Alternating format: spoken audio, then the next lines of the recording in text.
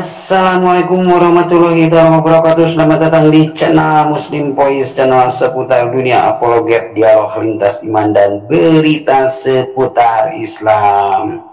Terima kasih yang baru saja bergabung di channel ini. Jangan lupa untuk like dan subscribe channel Muslim Voice yang tentunya bertujuan juga untuk mencegah pemurtadan. Pada kesempatan kali ini, channel Muslim Voice akan menyajikan dialog lintas iman yang sangat menarik sekali, di mana para misionaris dan pendeta Kristen berkumpul dengan tujuan untuk mempermalukan Bang Juma. Namun tentunya mereka salah lawan atau salah pilih lawan debat, karena yang kita ketahui Ustadz Juma ini memiliki kemampuan yang luar biasa di bidang kristologi, maupun Bang Juma ini tentunya hafal ayat Al-Quran dan hadis. Bahkan Ustadz Juma bisa dikatakan pandai sekali membaca Bible atau kitab orang Kristen. Tentu saja pada kesempatan kali ini para misionaris mencoba untuk mempermalukan Bang Juma dengan mempelintir ayat Al-Quran. Tentu saja ini suatu kebodohan bagi mereka, karena tentulah Ustadz lah yang lebih cerdas dan pandai kalau bicara Al-Quran atau maupun hadis dibanding para oten-oten yang sok paham Al-Quran.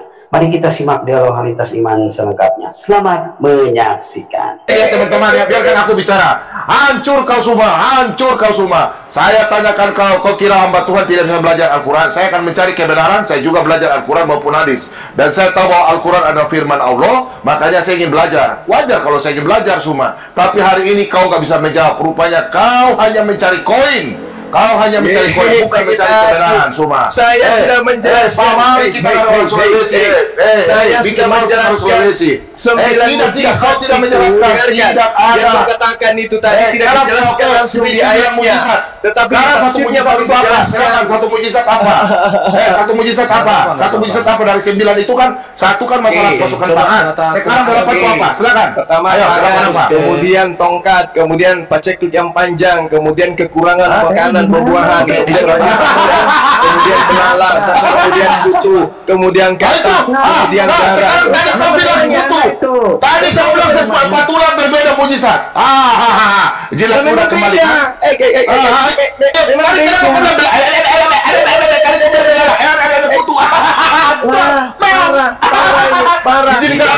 Hari ini aku dengan 9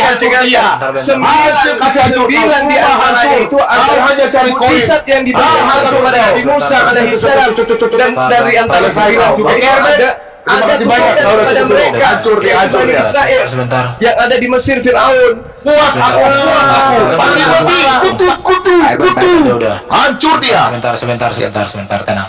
Sekarang Anda menilai Al-Quran dengan kitab Anda terjemahan yang santai aja. Satu-satu, Pak. Satu-satu. Pak Herman, itu satu-satu apa yang mukjizat yang dikasih. Oke, kita hitung satu-satu ini ya, Bro Jum. Dari jumlahnya. Tongkat dan tangan Nabi Musa 1, berkurangnya hasil tanaman 2, kemudian banjir 3, berapa kata hitung dulu? Belalang 4, kutu 5, katak 6, darah 7. 2 lagi di mana, Jum? Terus kenapa Anda menjadikan dasar pijakan adalah kitab Anda? Loh, kenapa? Bukan di dalam kitabmu sendiri dikatakan 9. Kenapa Al-Quran? Memang di kitabmu begitu. Terus di kitabmu 10. Di kitabmu 10. Saya ulangi. Terus kenapa?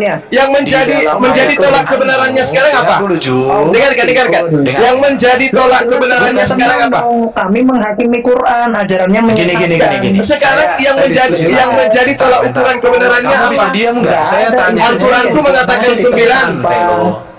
Gitu. Oke, sebentar. Di dalam Quran dikatakan 9.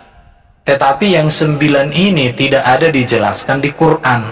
Ada dijelaskan di tafsir. Tapi di tafsir pun itu hanya ada 7. Pertanyaannya adalah, para penafsir ini mereka tahu dari mana? Kan begitu, Jum. Yang menafsirkan itu dari mana mereka tahu? Harusnya Allah lebih tahu daripada para penafsir. Jadi yang kita tanya sekarang, kalau di dalam Quranmu disebutkan 9, kamu kemudian di dalam tafsir dari kitabnya diartikan agama 7, lain, masih kurang yang menjadi 2. tolak ukur kebenaran antara Al-Quran dan kitab terjemahanmu itu apa? Dari mana para penafsir ini tahu? Apakah para penafsir lebih pintar daripada Allah Subhanahu wa Ta'ala? Itu Bro Jum. Silakan Bro Jum. Oke, baik. Saya terangkan kepadamu ya.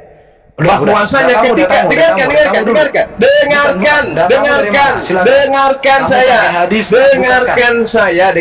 Bisa. Buka data. Dengarkan dulu. Ketika Al-Quran mengatakan ada 9 buah mukjizat, oke? Terus kitabmu yang terjemahan mengatakan 10 tulah. Sekarang tolak ukurmu untuk membenarkan kitab dan Al-Quran salah itu apa? Tolak ukurnya dari kitab Anda sendiri, Ju. Kitabmu sendiri 9 sendiri. Iya, 9 menurut Al-Quran. Terjemahan kitabnya agama lain yang kamu ambil adalah 10. Nah, sekarang yang menjadi tolak ukur yang benar yang mana? 9 dan 10 yang mana yang benar? Kita hanya bertanya yang mana yang menjadi tolak ukur Anda? Dengarkan. Apa yang menjadi tolak ukur Anda? Yang benar itu adalah 10. Saya tanya. Apa yang menjadi tolak ukur? Teman-teman, ketahuan semua tidak paham Al-Quran. Masa pendeta yang belajar Al-Quran? Masa seorang pendeta yang belajar semua nggak bisa jawab? Semua ahli Al-Quran kan Anda Ustaz, saya bertanya. Al-Quran saya mengatakan 9. Terjemahan kitab agama lain yang kamu gunakan 10. Sekarang apa tolak ukurnya Anda mengatakan yang 10 itu benar? Ya udah, yang 9 apa aja. Sekarang saya tanya, apa yang menjadi tolak ukur yang 10 itu benar? Yang 9 apa aja? Yang 9 apa aja? Saya tanya, apa yang menjadi tolak ukur yang 10 itu benar dari yang 9? Jawab. Yang tolak ukurnya Anda sendiri. Kitab Anda sendiri yang 9. Iya, kitab saya mengatakan 9. Kitab yang Anda gunakan 10. Apa yang menjadi tolak ukur bahwa kitab Anda benar? Dengarkan. Apa yang menjadi tolak ukur Anda menjadi benar? Nggak bisa jawab. Apa yang menjadi tolak ukur kitabnya yang Anda gunakan, kitabnya orang Yahudi? 10 itu apa? Kitab perubahan. Kitab palsu. Sekarang udah jual lagi yang 9 apa yang menjadi tolak ukur? Apa yang menjadi tolak ukur? Apa yang menjadi tolak ukur bahwa kitab Anda betul yang mengatakan 10? Yang kita tanya, hubungan Quran kami juga. Nangis. Yang 9 yang 9 Allahu Akbar. Kamu nangis dia. Nah, sekarang pertanyaan saya, di kitab yang kamu ambil dari Septuaginta terjemahkan ke dalam bahasa Indonesia mengatakan 10. Mengatakan ada 9. Al-Quran saya mengatakan 9 mukjizat. Sekarang pertanyaan saya, apa yang menjadi tolak ukur bahwa terjemahan yang kamu pakai itu lebih benar dari Al-Quran? Enggak apa-apa. Apa yang menjadi tolak ukur? Yang kita tanya itu, teman-teman, di dalam Quran dikatakan ada 9. Apa yang menjadi tolak ukur? Tetapi di dalam apa yang menjadi tolak ukur? Ditemukan hanya 4. Tetapi kata si Juma adalah di dalam tafsir ada, ketika kita hitung di dalam Satris 7, sementara di dalam surat Hud ayat 1 dikatakan bahwa mau 7, mau 3, mau 1, mau tidak ada. Sekarang permasalahannya adalah, dengarkan. Sekarang permasalahannya adalah, silakan. Mana yang menjadi tolak ukur? Mana yang menjadi tolak ukur? Pikun cuma nulis 7. Coba Anda tunjukkan kepada saya. Kok bisa tahu? Coba kamu tunjukkan kepada saya. Kalau memang mau pikun, ya sudah. Berarti penafsir lebih cerdas daripada yang memberikan. Mau 3, mau 2, mau 1, mau 7. Yang kita tanya bukan detail dan teliti. Nah, sekarang coba kamu tunjukkan apa yang menjadi tolak ukur. Mana yang menjadi tolak ukurnya mana? Yang lain itu di mana, Bro Jum? Mana? Oke, silakan Bro Jum. Mana yang menjadi tolak ukur? Coba. Yang menjadi tolak ukur. Ukurnya sendiri mengatakan 9. Iya, Al-Quran mengatakan 9. Oke, Kamu mengatakan itu Jum. Kamu mengatakan bahwa dirimu 10. Kitabmu 10. Nah sekarang apa yang menjadi dasar? Apa yang menjadi dasar? Apa yang menjadi dasar kebenaran yang kamu punya dengan mengatakan Al-Quran salah? Yang 9 itu apa aja, Miriam? Nangis dia. Miriam yang 9 apa aja?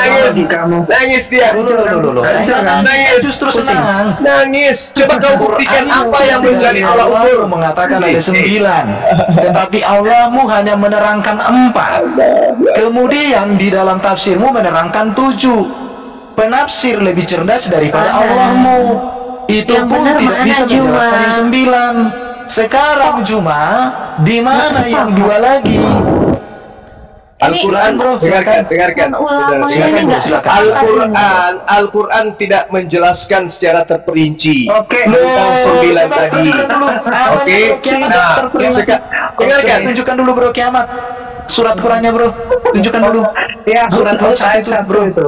Kau bilang dia menjelaskan secara terperinci. Al-Quran yang dirincikan Al-Quran itu bukan yang itu yang Anda maksud.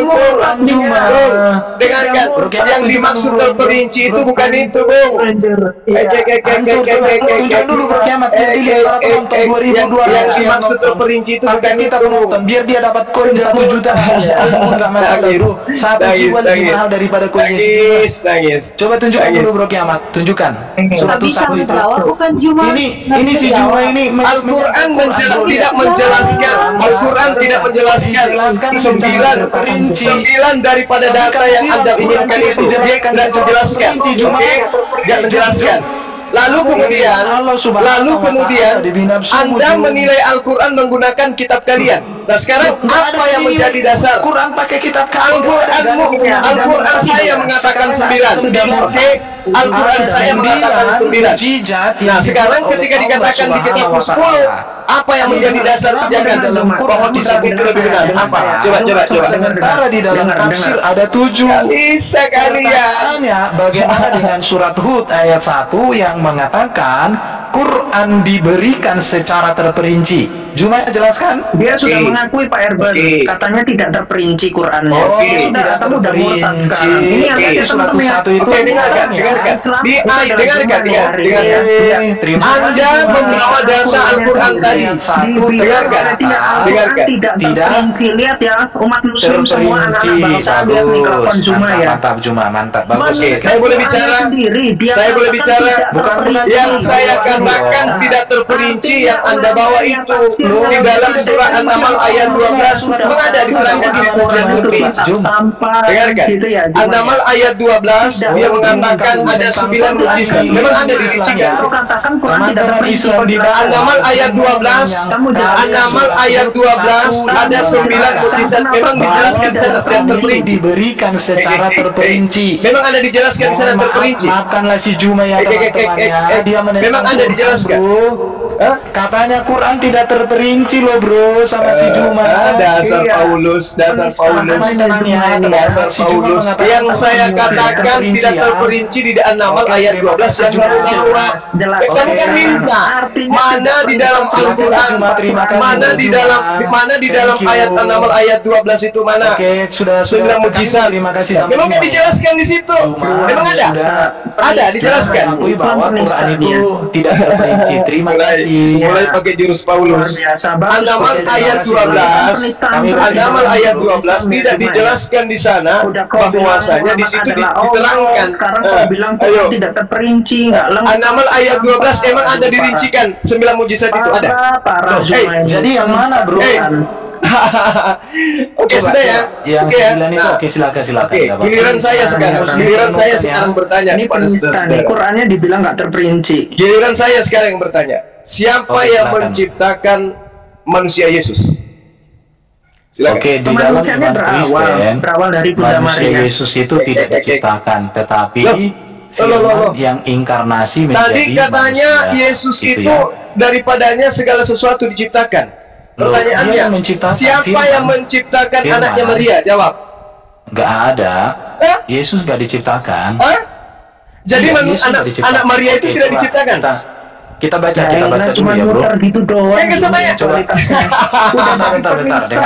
Baca ya.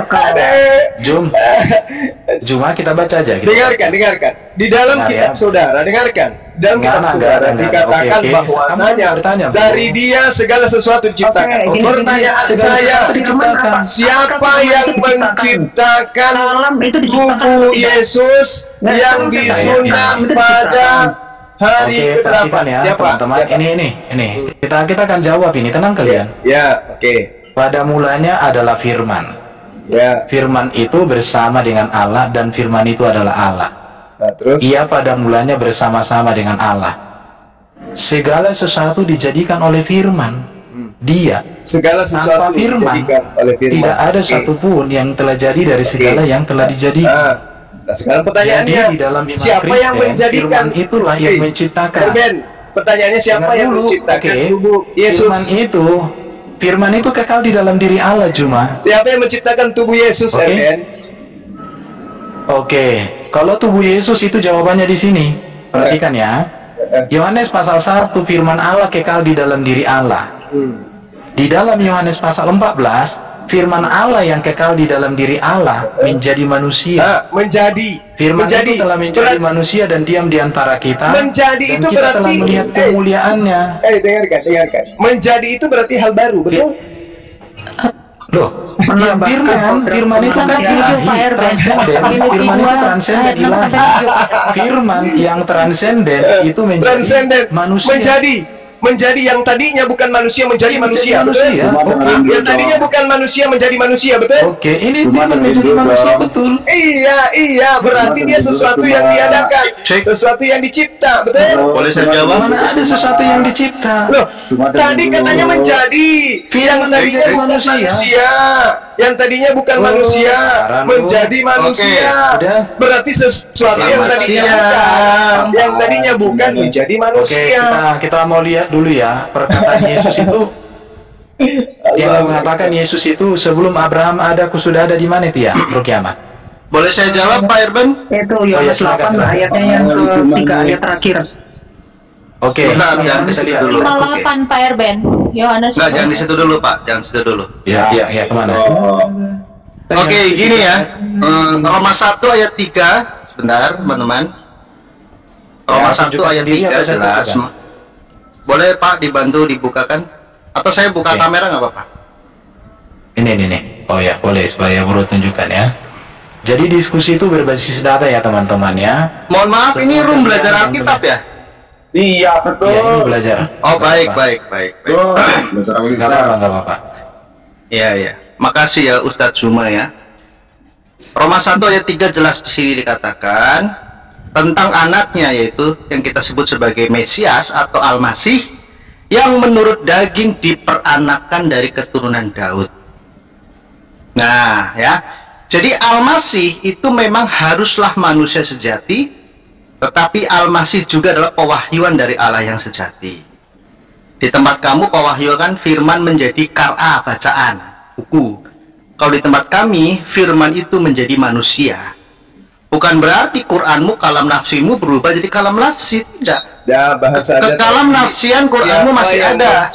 Sama halnya di dalam Yesus Kristus, firman yang menjadi manusia, kemanusiaannya itu tidak bercampur dengan keilahiannya.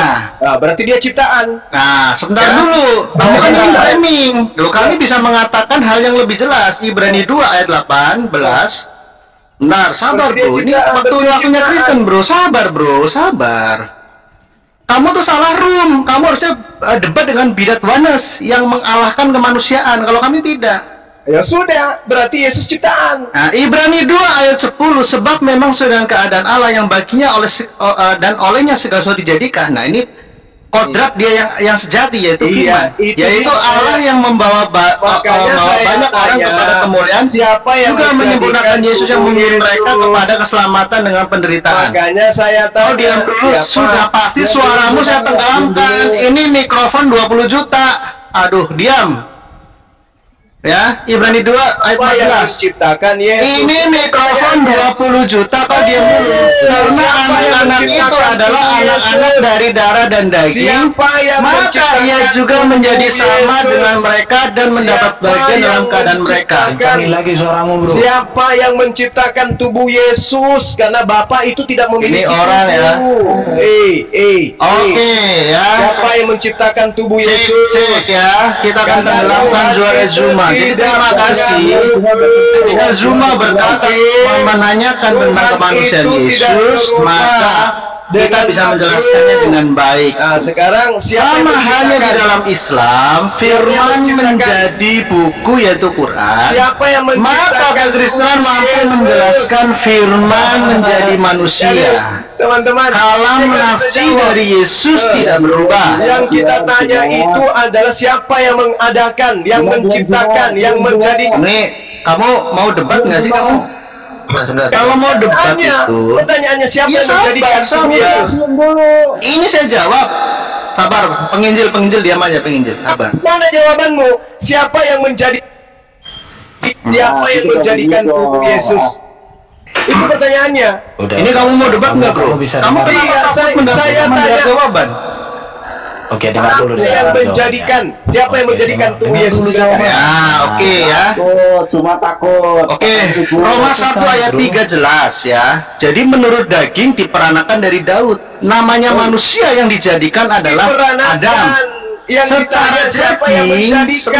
Secara daging diperanakan dari Daud, anak Maria. Ya, tetapi Yesus tidak. Nah, ini orang susah kalau mau dijawab begini. Yang menjadikan keturunan Daud itu siapa? Pasti ada yang manusia termasuk Muhammad tuh diperanakan, bro. Makanya aku tanya siapa yang menciptakan tubuh Yesus? Ada nggak manusia yang lahir dari pohon kelapa? Makanya saya tanya siapa yang menciptakan? Aneh ini orang. Siapa yang menciptakan tubuh Yesus? Sabar, ini masalahnya di tempat kalian. Al-Masih itu artinya pengusap. Lari kemana-mana. Yang ditanya makanya jangan khawatir. Gak usah kamu mendongeng. Saya tanya siapa yang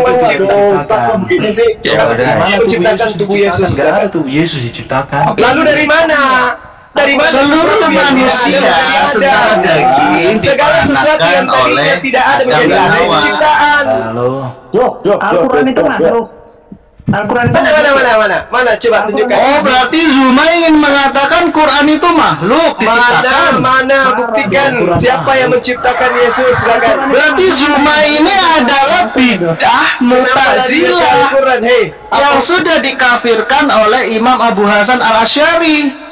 90% Muslim di Indonesia adalah Sunni dan lebih dari 80% adalah Asy'ariyah. Mulai nangis, mulai kemana-mana. Kalau Zuma mengatakan Quran ciptaan, siapa yang menciptakan? Artinya dia adalah pengikut Mu'tazilah. Terima kasih, Zuma mengaku secara tidak langsung dia bidat Mu'tazilah. Siapa yang menciptakan tubuh? Heran, ini saya yakin Zuma tidak paham ilmu kalam. Yesus. Sekarang saya tanya coba, mazhab akidahmu apa? Asy'ariyah atau Mu'tazilah? Atau Maturidiyah? Nggak bisa jawab. Jangan-jangan kau Syiah? Gini. Jangan-jangan Syiah kau? Bro, ya siapa yang menciptakan tubuh Yesus? Siapa? Dia kan bingung. Enggak, dia kan bingung nih. Dia menjadikan ya. Kita lihat Bapak itu bukan manusia, tiba-tiba ada manusia. Berarti sesuatu yang dijadikan. Pertanyaannya siapa yang menjadikan? Siapa yang menjadikan tubuh Yesus? Tubuh Yesus itu inkarnasi firman. Inkarnasi firman maksudnya gimana? Maksudnya inkarnasi firman gimana? Oke, ini saya naik. Coba terangkan bagaimana inkarnasi itu maksudnya apa? Belajar ilmu kalam ya. Ya, silakan. Belajar ini. Silakan. Baik. Oke, saya dikasih waktu berapa menit? Oke, kau gini aja. Silakan. Buktikan kalau Yesus bukan ciptaan. Silakan. Artinya buktikan kalau Yesus itu bukan manusia. Sebentar. Ibnu Majah 37. Oke, cek. Buktikan kalau Yesus. Buktikan kalau Yesus bukan manusia. Ayo. Diam dulu, cuma diam. Oke, siap. Kamu Ustaz mulutnya comberan, diam dulu. Buktikan kalau Yesus bukan manusia. Ayo. Bang Juma, santai Bang Juma. Ya udah, saya santai, mereka aja dalilnya saya minta Yesus bukan manusia, mana? Diem dulu, makanya mulutmu diem. Ya dengar. Comberan mulutmu. Tenang dulu. Makanya jangan jualan obat. Bukan. Gini. Makanya gini juga. Kalau kamu sudah bertanya, izinkan orang menjelaskan sama kayak kami tadi. Itu tidak kena terhadap pertanyaan saya, saudara Erben. Yang saya tanya, buktikan Yesus bukan manusia. Iblis itu orang Ibnu Majah 37. Selama Anda tidak bisa membuktikan Yesus itu bukan manusia, selama itu juga Anda tidak bisa membuktikan Yesus bukan ciptaan. Jawab, biarkan Justin yang jawab. Silakan. Diam, makanya lu diam. Buktikan kalau Yesus bukan manusia. Silakan. Coba. Justin akan menjelaskan. Pak Erben, bukain saya. Ibnu Majah 3771. Oh, hadis. Enggak, biarin dulu, biar dia nggak ngoceh-ngoceh dulu. Sunan Ibnu Majah 3771. Buktikan kepada saya. Buktikan, Jul, lu buktiin pada gue nih. Teman-teman Muslim nggak usah kirim koin. Teman Muslim nggak usah kirim koin. Thank you. Niat kalian thank you. Nggak usah kirim. Sunan Ibnu Majah. Masih banyak. Niatkan aja, itu udah dapat pahala. Tolong gedein saya. Sekarang coba tunjukkan ke saya Yesus bukan manusia. Kok lama kali sih? Diskusi santai. Iya, buktikan kalau Yesus bukan manusia. Silakan. Diam, buktikan diam, dijawab kodok. Berisik mulu sih. Gimana sih? Ini kita mau buktikan, tenang kau bro. Ibnu Majah Adinda fisabilillah, nggak usah sayang. 331 tadi ya. Bro Duran, Ibnu Majah berapa? Pertanyaan saya tentang Yesus kok larinya ke sini. Diam. Buktikan Yesus bukan manusia. Penyembah manusia. Iblis. Aku ustaz iblis. Udah. Penginjil TikTok udah. Saya mute aja. Silakan Bro Duran, aku mau sampaikan. Kenapa dia jadi manusia, Bio? Quran akan datang Yesus pada hari kiamat seperti orang bermuka pucat. Pertanyaan saya apa? Bukan pertanyaan saya. Quran akan datang pada hari kiamat seperti orang bermuka pucat. Pertanyaan saya apa? Pertanyaan saya apa? Buktikan Yesus itu bukan manusia. Itu memang kami mengakui Yesus manusia dari mana sih lu? Berarti dia ciptaan. Manusia Yesus itu inkarnasi firman. Berarti dia ciptaan karena dia manusia. Inkarnasi firman. Berarti dia ciptaan. Kalau dia bukan, kalau dia manusia berarti dia ciptaan. Ngomong firman menjadi manusia. Ya memang dalam segala hal disamakan dengan manusia yang lain. Berarti Yesus ciptaan. Iya, kamu boleh mengatakan itu, tapi jangan Kolose 1 nomor 16, karena di dalam dikatakan segala sesuatu yang ada di surga dan yang ada di bumi. Oke, diskusi baik sih. Gimana?